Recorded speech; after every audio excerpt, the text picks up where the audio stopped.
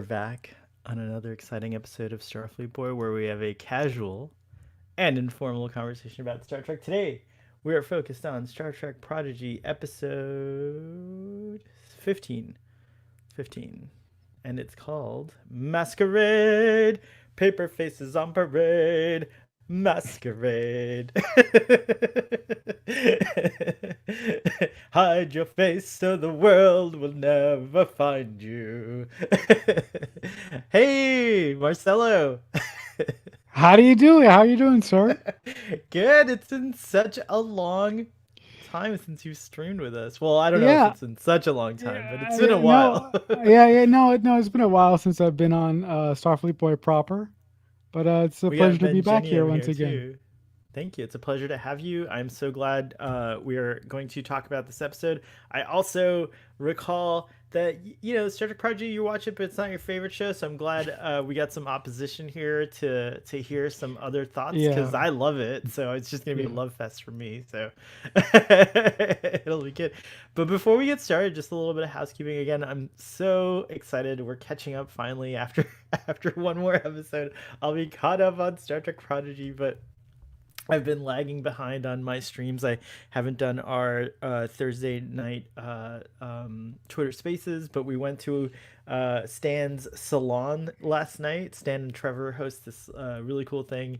It's a Twitter Spaces that they call the Salon because of the salon in Lower Decks.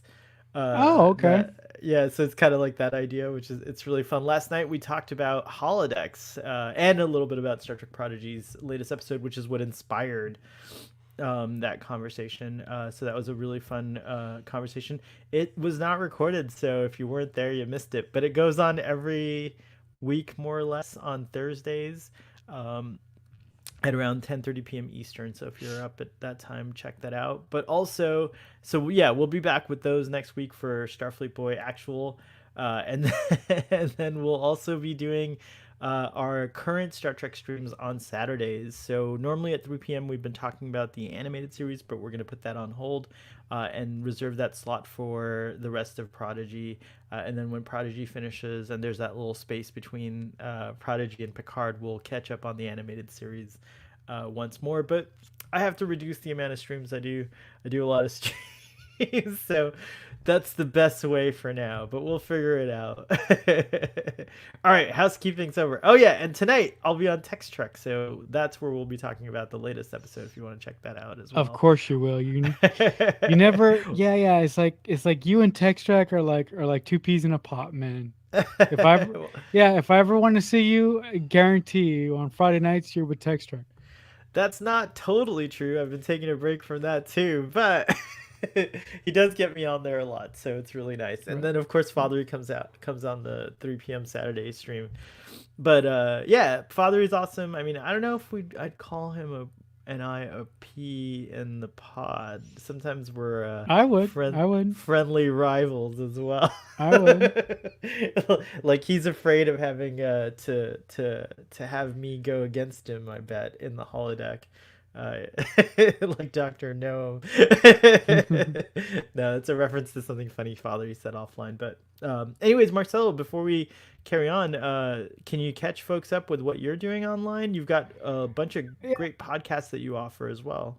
Yeah, I actually launched my third podcast. It's called the Mixtape Podcast. It's a podcast dedicated to discussing film from a screenplay writer's perspective. That Very cool podcast is, logo. yeah, very, very cool. That podcast is available on most podcast services out there, and it's also available on YouTube at youtube.com/, the Mixtape Podcast. So I'm doing that. I also have Radio 815 going on right now.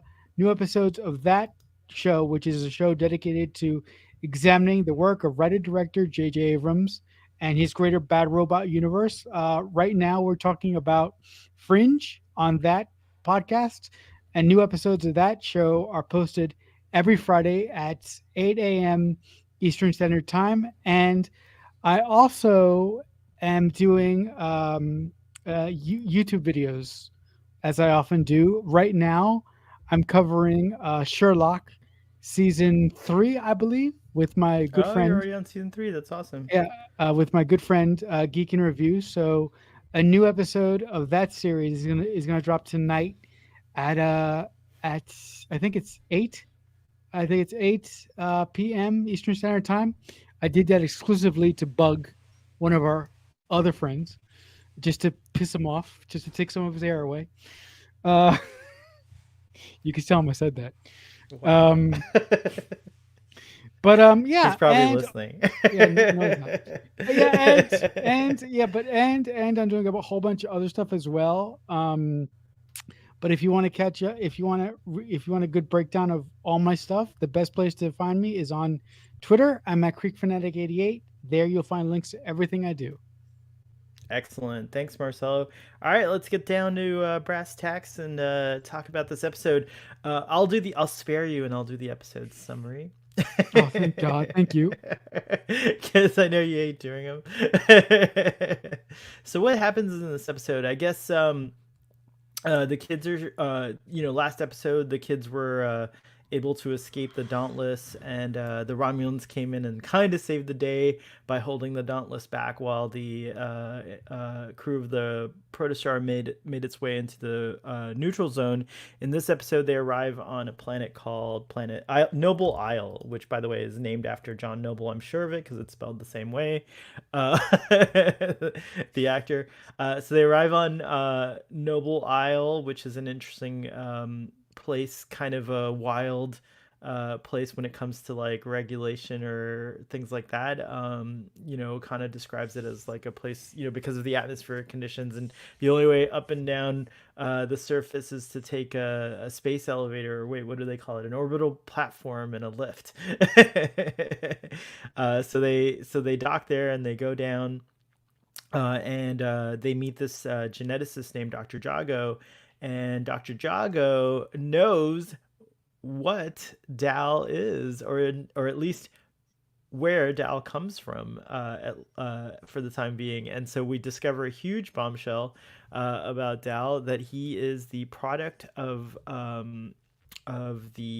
genetic work that was done by the proteges of Eric Soong. And Marcelo, do you remember who Eric Soong is?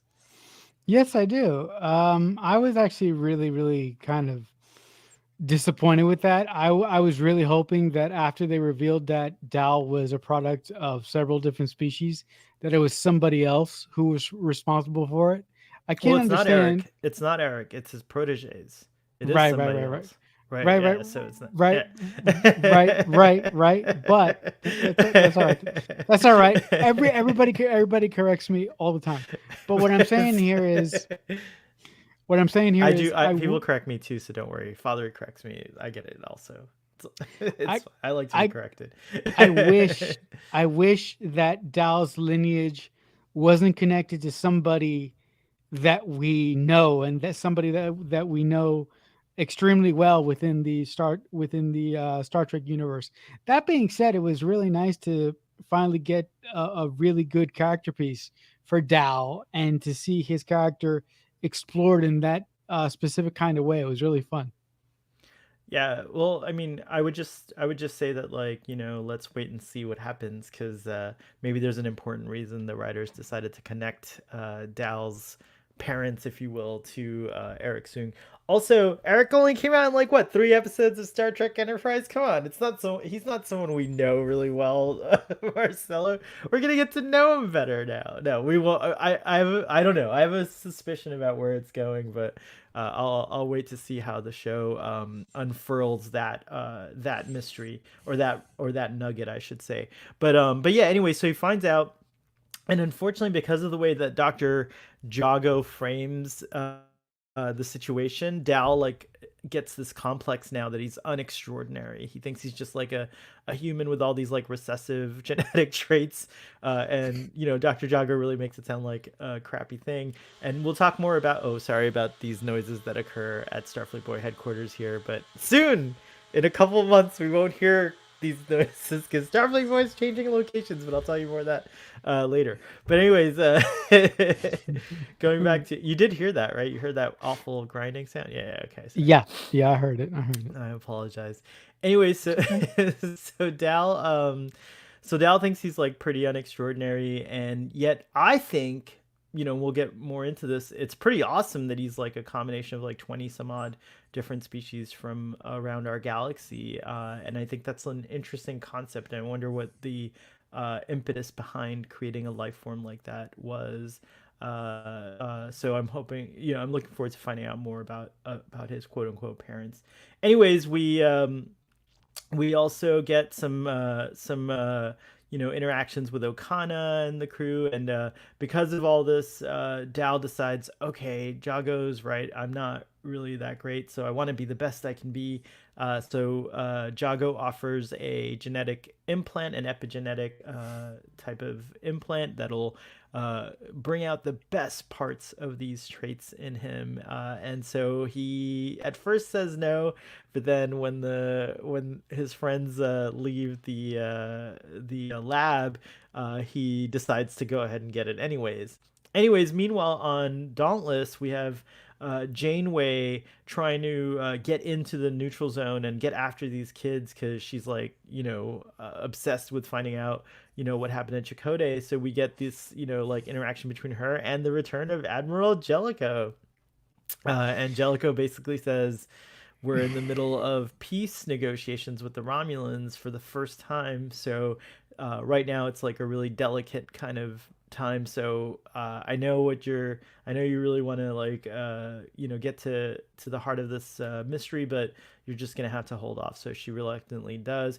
But she comes up with a plan anyways, which is to destroy. Well, Jellicoe says you got to destroy the protostar if the Romulans are about to get their hands on it. So that's the whole thing. We also have this Romulan attack force that's after the kids because they're after, they want to find out what's going on as well.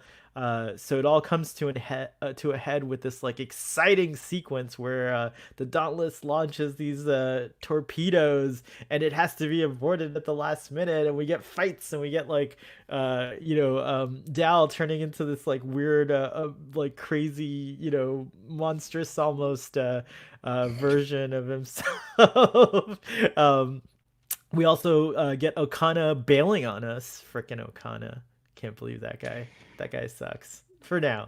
I think he's gonna make it up to us. But for now he sucks. Yeah. And then finally at the end we discover that Murf 2.0, or the new Murf, has some really unique abilities, and he can definitely dispatch an elite an elite fighting force of Romulans. Also, Rock helps along with her sciencey skills. But anyways, Murf becomes our new security officer, and the protostar is not blowed up, and the kids are once again on their way at the end. So yeah, that's the episode summary. All right. Yeah. What'd you think of this episode, Marcelo? Well, I found it really charming that Murph knows kung fu. I thought it was I thought that was a really really cute little thing for the writers to add in there. The thing that really sort of tickled me the wrong way in this episode is Jellicoe. I'm like, I hate that. I hate that guy, man. Why is that guy not dead? Like, like, Oh my oh, I gosh, hate that guy. Marcelo. Oh, Jellicoe. Marcelo. Oh, Jellicoe's awesome. What are you talking about? Like, he's such a. not like he's a hard captain, or he's a hard admiral, I'm sure, but I think I it's know, kind of, you don't but you like know what? Jellicoe? You didn't like the No, episode where he was in TNG? no. But it's like I don't What don't like. you like about it? Look, And look, look, dead, Marcelo, look, please. Oh my look. I gosh. haven't. Throw him in the Look, brig. Throw him in the admiral's brig, but let's not. look, look, look. To be fair, I haven't seen that episode in years, but the one thing I do remember is that I did not like that guy from the start. So seeing him return in Prodigy, I was like, why are you not dead yet? It's like, come Oh on. no, that's I but terrible. but in all honesty, when Jellicoe told Janeway that she had to destroy the protostar, I knew Janeway was going to find another way around that because 99% of the time Janeway always does the right thing, but she always does the right thing her way. She doesn't necessarily go by the The book, or Janeway. It's the yeah, Janeway. yeah, it's the Which, by the way, it's shout the out to the Janeway yeah, podcast. If you guys yeah, don't listen to it, it's really good. it's the Catherine Janeway. So it was cool, but again, seeing Murph with Kung Fu, Jellicoe being back, which really annoyed me. The the thing with Dal I thought was really interesting because Dal really learned in this episode that despite his lineage, he is enough. He doesn't need to be physically enhanced for his friends to rely on him, for his friends to need him, for him to be special enough. He really learns in this episode that he is good enough, that he doesn't need any Well, I medical don't think he. enhancements or You're something not like caught that. up on Prodigy, right? I Like, actually did you see watched the the today. latest? Oh, Yeah, because I he's did. still yeah, because he's still down on himself though about Yeah, being just like yeah, yeah, it's like yeah, yeah. He is, but I think as an audience member, I think that us as the audience member are ahead of him a little bit, and we're just waiting for him to to realize find out. Yeah, it's true. Good that point. that he is okay the way that he is. Or that's just me. I don't know, waiting for him to have that No, that's epiphany. excellent, and that like ties into what Rock says. Rock Talk says at the end of the episode, which is our imperfections make us who we are, and I think Dal Right, needs to kind of like realize that even right. more. So yeah, good point. Good point. Good point. Uh, Let's. So yeah, go ahead. Sorry, finish I saying know. what you thought. Also, it was really cool to see John Noble play the diviner in a in in a different form, in a much lighter fashion. It was really cool to see him sort of be brainwashed and try and figure out who he is and where he came from. Although I wasn't Oh, I expecting, forgot to reveal the yeah, biggest part. Yeah, that's right. yeah. In the episode summary, Well, that's right. yeah. Although I didn't see that twist coming, so I thought that twist was, I thought that twist was very, very interesting. I was very suspicious of Ensign Essentia. There was just something about the way she was talking with the diviner that made me wonder, but I did not see the Vonnegut twist either. Yeah. Coming at the end of that with with the cool dreadnought. Everyone has their own dreadnought robot, which is kind of cool too. It makes me wonder. Do you think that there are going to be any other Vonnegut? Because like they sent out 100 ships, and a lot of them it looks like didn't make it, but maybe more than just two did. It's possible. It's. I mean, anything. I think anything at this point is possible with this show. But I think that the finale is going to be very, very interesting. And I think that we're going to see, we're going to see a lot of action, and we're going to see a lot of motion in the in the season finale and in the weeks to come here. Right on. All right, so let's talk about Okana. What did you think of Okana? And speaking of characters that are from TNG that have come back along with Jellicoe, like Okana's back, and we see an updated version of him. Trek on the Tube and I talked about it a little bit, and I think Trek on the Tube was like saying something about his dad bod or something like Yeah, I mean, that. Okana was never really my favorite in TNG, but it was nice to see. If it was nice to see him, back again, or see an older version of him, and to hear the same actor play the role. I think it's the same actor. It was just really nice to see him Yeah, it again. is the same actor. It is nice to see him again, but I'm really pissed. I really thought that he would. I didn't think he would bail on the kids like that. There's got to be something going on. What did you expect from his previous behavior in TNG? I mean, I guess he's that's true. basically he's basically Han Solo in the Star Trek universe. So Yeah, it's like, yeah, yeah, yeah. We talked extensively. I don't know if I see him as a Han Solo, but I know that that was kind of the inspiration behind him and stuff like that. So right. yeah, I see him as an Okana. I like Okana, so I'm really hoping again that he comes through at the end. But he even left with like all the stuff he was carrying, which I'm assuming the kids needed to do the protostar stuff. So yeah, Mm-hmm. the repairs on the third nacelle, which are going well. Jacob can Are fix it. going We'll talk well. about that episode next. So Noble Isle. What were your impressions on the planet, and what do you think of like? I don't think we've ever really been to a planet in the neutral zone, or at least not like in a while that I can remember. What did you think of all that stuff? It was it was pretty cool. It was pretty cool to see a planet that we haven't really explored in live action canon, and to see it in animation form was really really cool. For me though, the meat of these episodes that we're talking about today was most of the stuff with Janeway and the protostar and the search for Jacote. That's where, well, when it comes to Prodigy, that's where I latch on from a personal point of view, because I do like the stuff with the kids, but that's not where most of my investment lies. Yeah, and that's what's cool about the show is that like there's definitely I think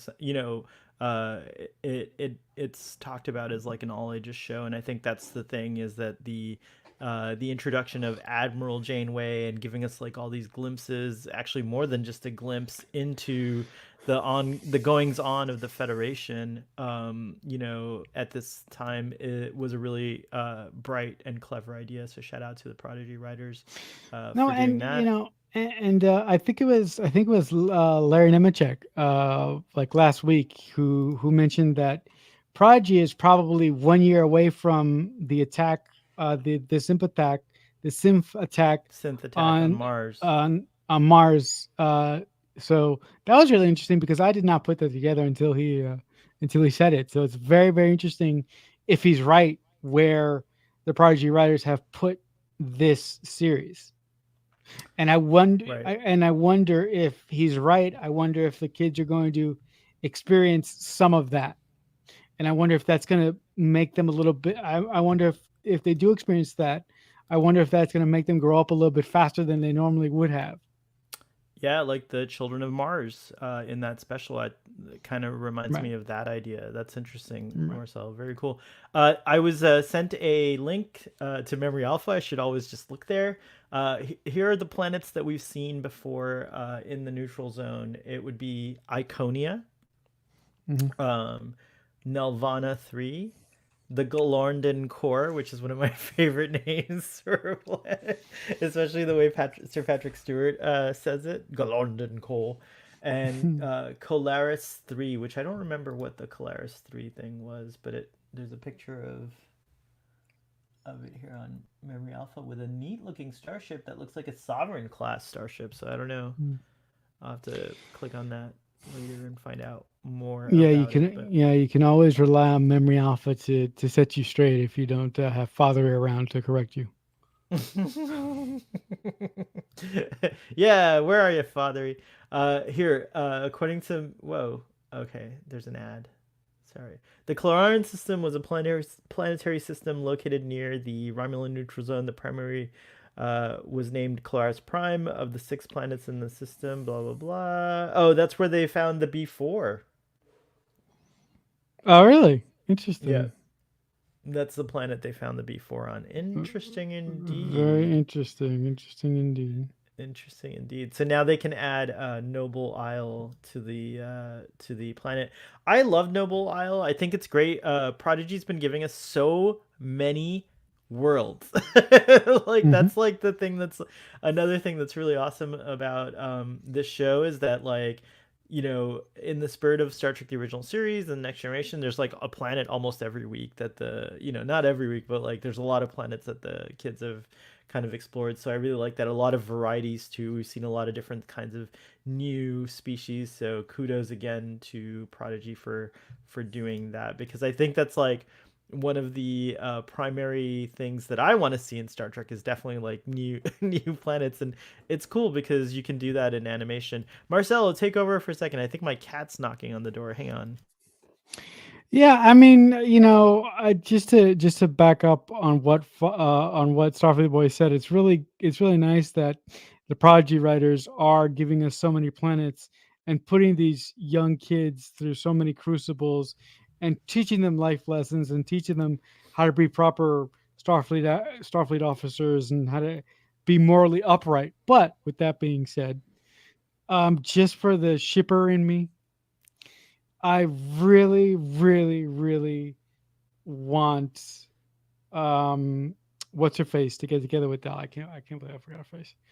Um, Gwen? Gwen, Oh, you yes, want Gwen? Yeah, I think and that's I think yeah, I'm shipping and that too. But like, yeah, I think, and I think the diviner thinks that too. yeah, and Dal to get together at some point. I mean, look. I completely acknowledge it's a kid show, so they won't be able to go too far with it. But it would be nice to see the hints of that relationship developing at some point. I think they're at the right age for like a first, like a to go steady, to put it in a more No. wholesome, Also, wholesome yeah. terms. Also, I would really like for the Diviner storyline to be wrapped up this season, and I would really like Gwen to You're getting kill. ahead of yourself here. Here, I let's do would. speculate. Okay, fine, I fine. Go. would. I would. Go But seriously, ahead. just give me You this. would Just give like me this one moment. Gwen to kill who? I don't want to hear about these I need. killings. You and your I death. need. No, Just but kidding. Go, go. no, but I think No. I think it would be really poetic for Gwen to finally step out of the shadow of her father, like to put her in an unwinnable situation, and to put her to put her in a situation where she would have to choose her crew over her father would be really interesting. And for I her, feel. Go ahead. Sorry. and if we put her in that situation, she would actually have to kill her father to save everybody else. So I think that would make her into more of a complex character. Not to say that she isn't already, but I think that would be very, very interesting. But that's just me. They're not going to do that, but that's just me. I'm glad you acknowledge that it's probably not going to happen, but I just want to point out that, or ask you rather, don't you think that she kind of has already done that though this season, where she's No, I kind of think like in the sense that like she has chosen yeah. her friends and the crew over her father, and regardless of the death factor being at play here, she's already kind of, I feel like, shown that she is her own person and kind of doesn't need him. I think, so, personally, just to give my opinion, something that would be more interesting, because we've already seen her, we've already shown her willing to sacrifice her father for the crew with with what happened with Zero and his mind, right? I think Mhm, now that she's experienced that, and it probably sucks for her a little bit, and it definitely sucks for Zero. Everyone's kind of traumatized from that whole experience, and it doesn't just like, I don't think it sits right, 100% with them. mhm, So I think it'd be really neat if, she continues to stand up to Diviner, and he breaks and fall and realizes that he has been wrong the whole time. Because, and we'll just jump ahead to the next episode real quick, but the Diviner was, originally enthralled by, or very compelled by, the Federation's offering, apparently, when they mhm. first made contact with the Vonnegut. So there Right. was a different divine. The Diviner has changed, and so maybe she'll help him find that self again. And we see now with his amnesic self that he even like, he even is like, oh, but they're helping me, the Federation, Starfleet's helping me. So he has a different, like, there's a layer when it's gone where we see a different diviner, this layer of vengeance and anger, that is there. So hopefully we'll get back to that. Maybe what could be killed is that layer. In a sense, the diviner would die, and we get her father back, whatever his real name might be, because he calls himself the diviner, apparently. So yeah. Hmm. Do No, you like that? I do think, I do, Yeah. for me, you're right to an extent, but I still think that even though she did make those difficult choices, and even though she did choose the crew over her father, but I still think that her father is still in the back of her head, sort of, sort of allowing herself to doubt some of the decisions that she makes, and if she gets rid of that in whatever way possible, I You're think so Kylo then Ren. You're like, yeah, kill the past. yeah, yeah, You're yeah, yeah, like- yeah, yeah, yeah, you're killed it all. So I think you're I think like- I think if the writers put her in that position, and if the writers go down that path, that'll be a way for her to truly move forward and truly put her father. and everything that she was behind her. But Very that's just me. interesting. No, it's a good. It's hey, it's a good thing. Let's talk about the. We touched on the Romulan Federation working towards peace. Now, this is going to be also sad because, like, of how that turns out. So it's interesting that we get that landscape showing us where we're at, and it is going to be curious to see them head towards the Mars attacks, so to speak. What did you think of Doctor Jago? And I hope I spelled Doctor Jago right. Yeah, he was cool. If I'm remembering, Dr. Jago is, if I'm The remembering who. the Oh, geneticist. yes, The, the geneticist guy. I He thought was cool. they presented to me as female, but it's a good point. Like it might have been a male, so they is how we'll refer to them until we find out. He was But cool. yeah. He was cool. He was cool. What was really cool for me is that I love genetics. Like the field of genetics is really fascinating to me. I have a dear friend who is a geneticist, and she used to tell me all these things like 20 plus years ago. Like for example, the whole concept of epigenetics and things like that. And then of course, like one of my favorite films is Jurassic Park, and the book really dives into a lot more about genetics and stuff like that. And it's an interesting field because there's a lot of associations that come with it, a lot of like dilemmas, morality, ethics, things like that. Tell me, if you don't mind sharing with the audience and me, like what is your view on genetics and genetic manipulation, and like what happened in this episode with Dal? Would you get the button to enhance your abilities, or would you pass on that? I've really struggled with that question in my life because of because of who I am. As most of you know, I was born disabled, so the question of a cure, or the question of a chip being put in my brain that would take away my disability and would allow me to walk and run like almost pretty much everybody else. That question has been brought up multiple times in my life. So when I saw this episode, I connected with it in a way that not a lot of people did. But with that being said, I think if I was offered that choice today, I wouldn't take it because so much of who I am is the my disability is a part of me, but it doesn't define me. And I feel if my disability is gone one day, I'll be fine, but it will be like a piece of me is missing, or something isn't right. So for me personally, if somebody offered me a magic button that they stuck in the back of my neck that would make all my troubles go away, that would be awesome. But I think in the long run, or in a couple of days or in a couple of months, I would regret it, and I would want to go back to the person I was before they put the button in the back of my brain that allowed me to do these amazing things that I wasn't able to do before. Thanks for sharing that perspective. Um, I, I'm mostly able, and I should say that, like, for me as well, I think a younger version of me might have actually opted for this button because when you're young, you want to just like have more and more and more, you know. But but I think the current version of me, like the 44-year-old, as much as it would be nice to not have like pains in my joints or like, back lower back pain or things like that. I also, to quote another famous captain, I also think our pain helps us a little bit sometimes. Like obviously, like there are things that like we would want to see, advance so that we can cure some of these like illnesses. Like ALS is a good example of one that like no doubt and stuff like that. But just on a personal level, I think that it's true that you shouldn't cheat, so to speak, and just like kind of upgrade yourself. But whereas disabilities are concerned, like that's very personal. I'm glad you shared your perspective, but yeah, I wouldn't blame someone who wanted to walk and like could again. If they would get that, I wouldn't think of it. So that's where I think it gets really complex with these things. Like it's like almost case by case when it comes to genetics, like what should be done and what shouldn't be done.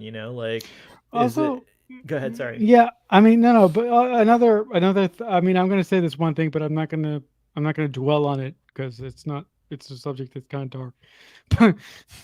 with this thing about this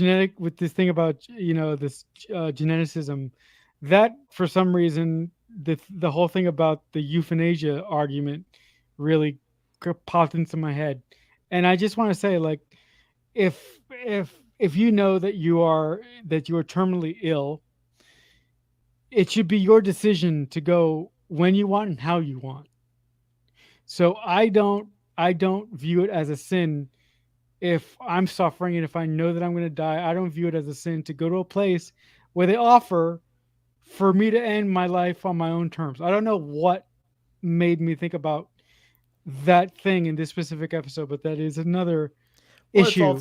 yeah, it's all tied in. I think you're Yeah. thinking of a one of Trek on the Tube's controversial hot takes on Twitter. If you saw his tweet, No, it, but in general, there's just it's like a topic that's yeah. always kind of Yeah, like no. looming over Yeah. society because there are in fact some cultures that don't have the taboos that our That culture we here in do. the West have regarding suicide and things like that. So it's also good to take that into context. Which you just reminded me, Dal is kind of like humans in general. Like we all think that we're different in the sense that like oh I'm from here or I'm from there, but we're all kind of mixed together in our genetics, like and we're Mhm. like so that's like I think something that's also like really interesting about his character is that like he's like someone purposely made him a little bit of everyone, Uh, because like they thought like maybe that worked really well on Earth, so why not create a being that's like that with the whole galaxy.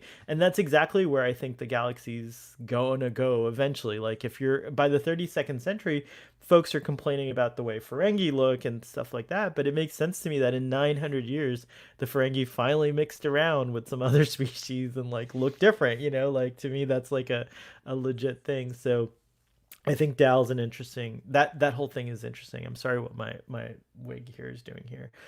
mm, But going back to Dr. Jago, the whole planet, like it reminds me of like Free Cloud and stuff like that. I think Dr. Jago is an interesting character because they do make a really good point. So does Okana, and just the whole idea of like Noble Isle is really interesting because I think there are gray areas where that's concerned, but we know the Federation has a very strict outlook on genetics, as we've seen, from you know Dr. Bashir and other yeah. examples and stuff like that with the eugenics and stuff like that. So it's Yeah. it's interesting. Oh, we You got know, some I buzzing. Oh, go ahead. I Sorry. think I think when it comes to to genetics in Star Trek in specific, I think that the Federation, although we do know their stance on genetics, but I think the Federation, when worse comes to worse, they're open to using genetics, but only for certain circumstances. If somebody abuses genetics to do something horrible and something horrific, I think that's when the Federation would step in and impose laws and sanctions on the individual or the group that use genetics to harm, a specific group of people. So, you I'm know, glad I that think Star Trek. Oh, go ahead. Sorry. I I think it's just that I think, like you said, I think it's a case by case basis Yeah, to it to almost has to to be, deal. right? Like there are some universal things obviously like that would be openly received, but there are a lot of little things that I think are very nuanced in terms of who gets like who's doing it to like be manipulative and get an advantage versus who's actually doing it to get to a point where they're able to function and stuff like that. So it's a very interesting thing since it's something that we're going to see a lot of in real life.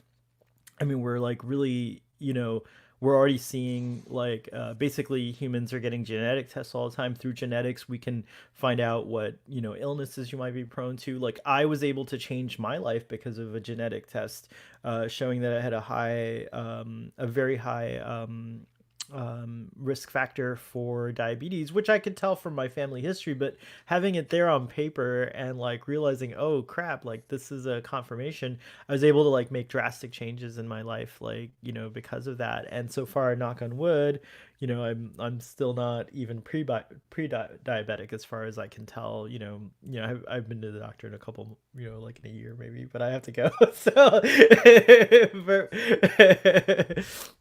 except for these pesky colds and stuff like that where I just do a phone call.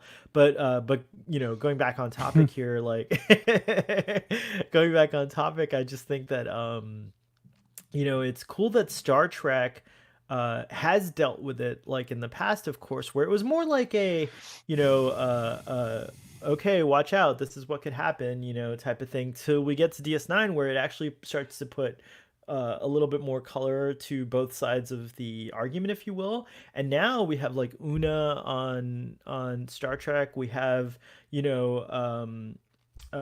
have what's her name? Um, Laan is Laan, also, thank you, Laan. Well, she's not, but her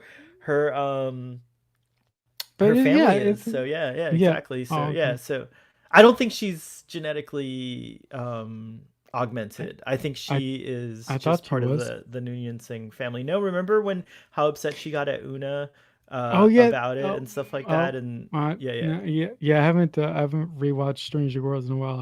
I have issues. I'll just say that. Um, but it's a great show. Hey, Aaron Walkie's in the audience. Nice to see you. Happy Friday. Unfortunately, in DS9's statistical probabilities, they established that genetically augmented people have severely restricted rights and are banned from jobs in Starfleet, other important occupations. Jack in DS9 even says that Bashir was an exception, but most who don't turn out well are still discriminated against because they are afraid of another con. Oh no, that's like Wow, that kind of bums me out about that's Una's not. fate. By the way, I really am enjoying your winter avatar. It's very cool. I want to be in lands of snow myself. Yeah, I just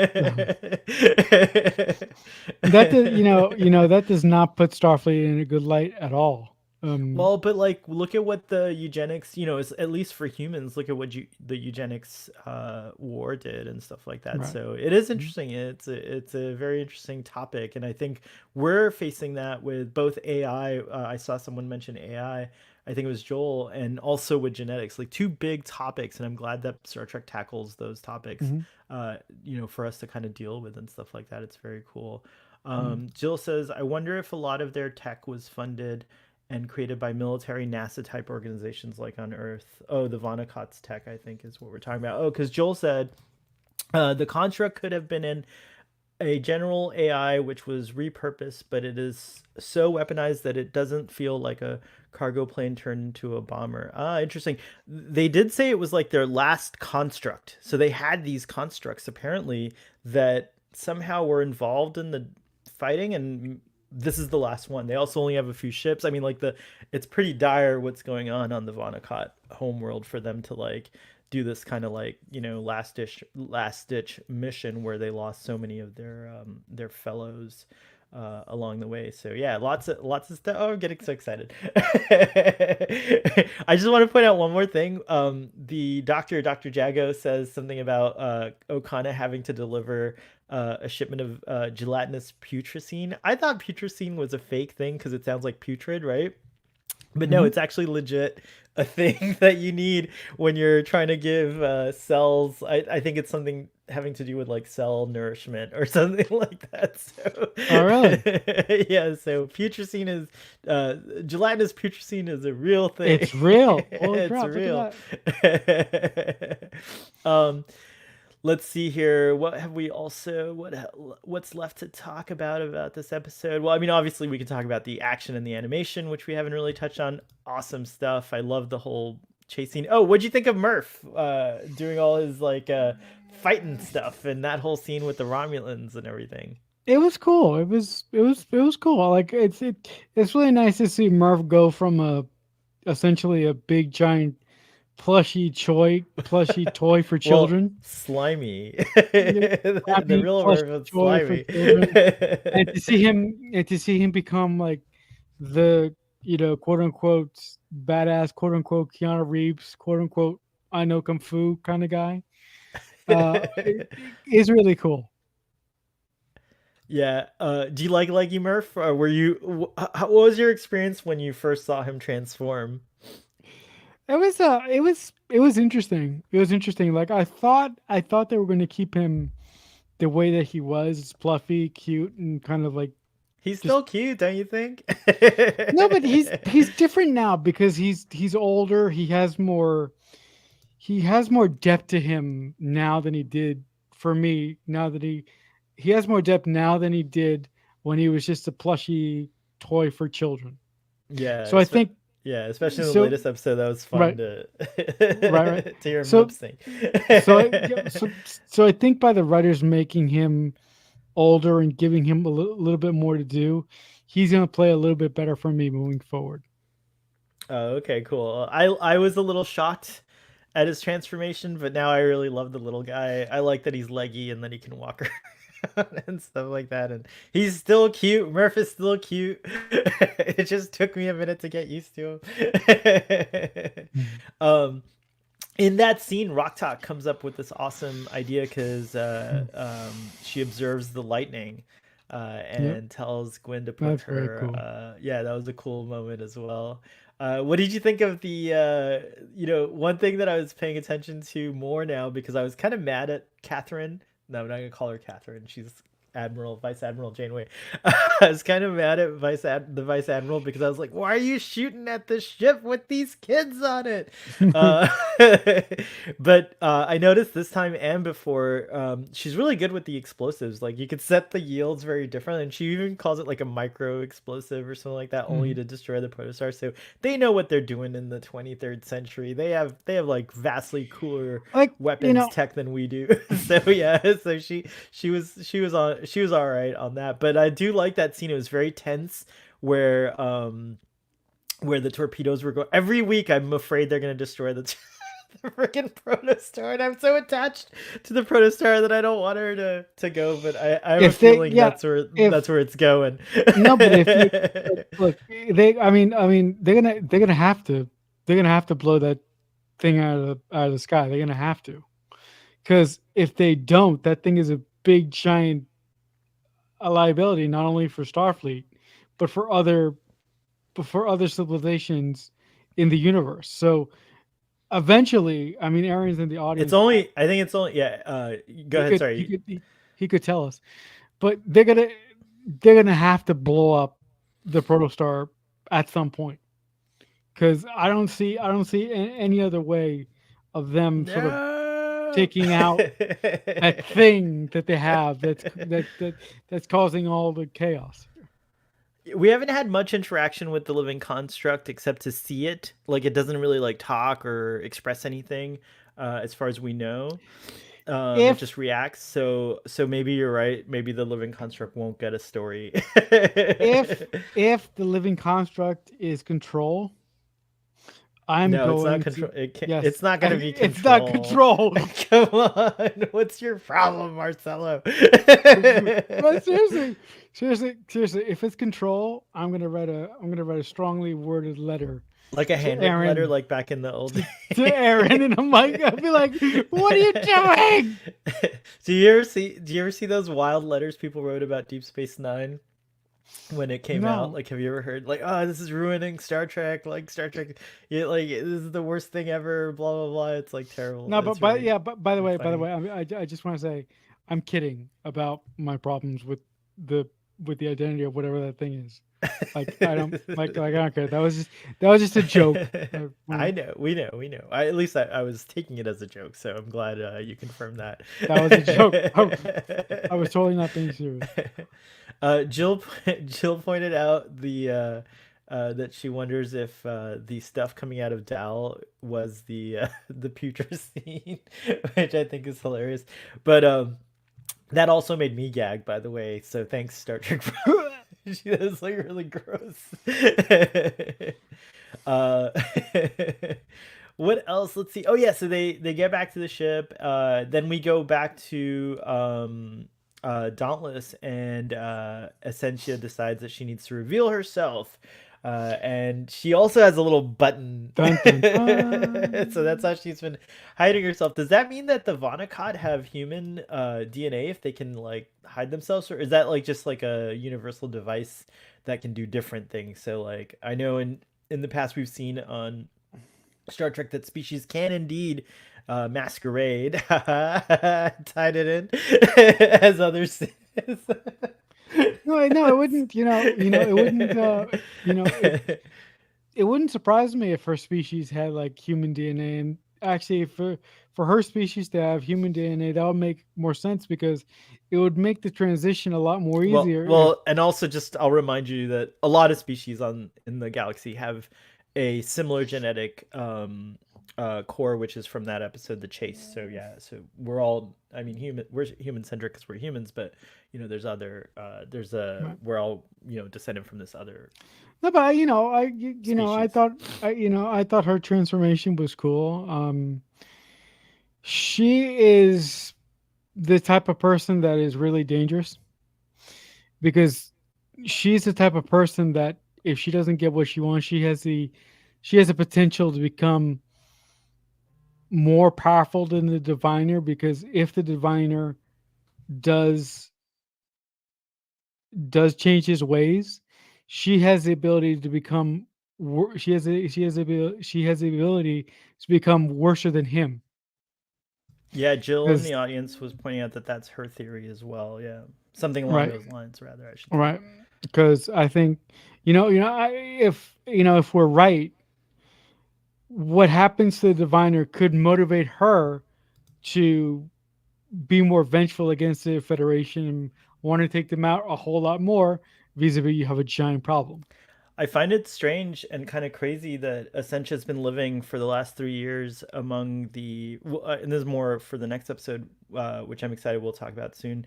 But that Essentia has been living among the Federation and doesn't see their merits. She's pretty hardcore to be like so, like set in her mission, if you will. So, No, it, I it is think an interesting thing.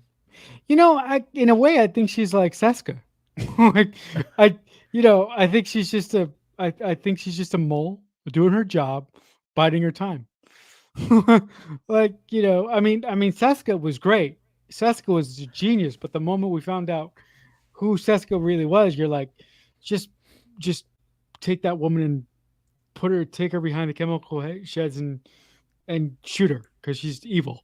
What are you doing? What are you just Marcelo? Enough of these references to killing people on my show. I'm banning it. No, I'm just I'm kidding. sorry, but you see, Take her but you see, behind the guys. shed. No, but you see, guys. You get But you some see, guys. anger if she's Look. But you see, guys. Look, when my Jellicoe friend. now Seska. Oh my god. Okay. I will admit. Jellicoe didn't deserve my earlier criticism, but Seska totally deserves it. But Didn't Seska get a redemption arc? I can't remember, but I feel like so. Yeah, kind like of. what's your deal, bro? I don't. But here's the thing. Here's the thing. Before we get to Aaron, Okay, I don't like people who betray characters that I love and adore. I get If it. if you betray my favorite characters or if you cross me, you're on my shit list forever. There's So the I'm right that way, the right. wrong way, the Jane way, and the Right. Marcello way. Right. Well, we should make T-shirts. That's why that's why that's why all my Star Trek friends, not our specific group, my other Star Trek friends, say to me, "I would love to have you on a crew because we know if you're on our crew, we know that you're going to be loyal to the very end." So All it's right. Well, I'll count on it's not. that then. I'll count on that, Marcelo. Aaron Yeah. says the chase ended with all the different empires learning that the big secret was they were all related, and the Klingons and Romulans frowning and going, "Let us never talk about this again." Let's never talk about this again. There's a lot of things the Klingons never want to talk about again.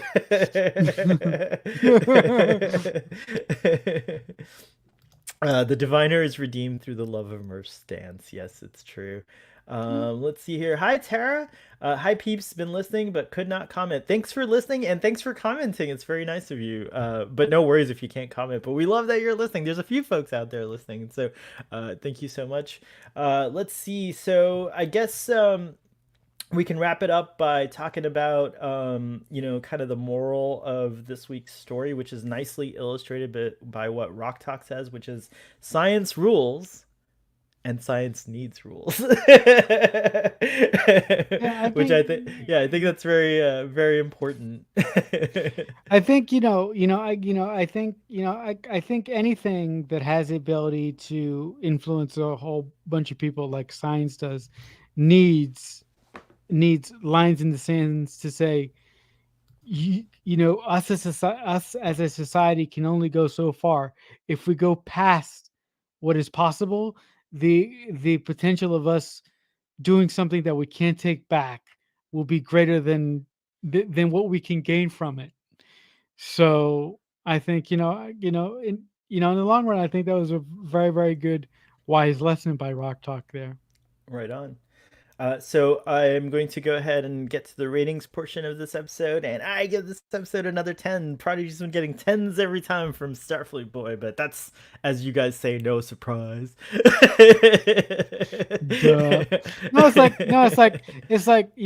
Starfleet Boy with his ratings is like news at 11, water wet.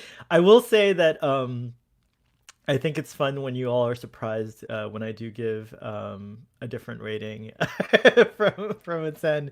But and I also have to say I'm proud that there have been many conversations that I can recall where you're like, I was gonna give this episode a lower rating, but talking to you makes me bump it up like a half point or a whole point. So I feel like that's a good thing. Did that happen this time, Marcelo, by any chance? Uh, no, I mean, look. I haven't been on top of Prodigy like most of us here have, but what I've seen from Prodigy, at least the stuff that skews more to do with the character's emotional story, and Janeway's stuff and what she's dealing with, and the politics between the diviner and all that stuff. That's the stuff that I'm really sticking around for. And that's the stuff that I've really latched on to this season. So with that being said, I really enjoyed this week's episodes that we've seen and that we talked about today. So I'll give it a 5 out of 10. It was really solid. Awesome. Great. Marcelo, before we wrap up, you're going to come back and join us for another discussion in about maybe let's give the audience like about 20 minutes to kind of recoup. Is that good for you? Sure, yeah. I'll All be right, back in cool. 20 So, minutes. audience, in about 20 minutes or so, we'll be back to talk about the next episode called Preludes, where we we get a lot more about the kids, actually, more backstory, which is going to be exciting. The kids that we haven't had too much backstory on as well, like Rock Talk and Zero, and also the Diviner's backstory and more about that. So yeah, I'm excited to talk about that episode with you, Marcelo. Thanks for talking about this episode. Before we go, is there? Oh, well, I guess we already did that in the beginning of the We show. did that. So go back and rewind this episode, and you can find out where to find Marcelo. But basically, he's on Twitter at CreekFanatic88. Check him out, and you can find all his other endeavors there. This is Mhm. Starfleet Boy. Live long and prosper, and we'll see you guys soon.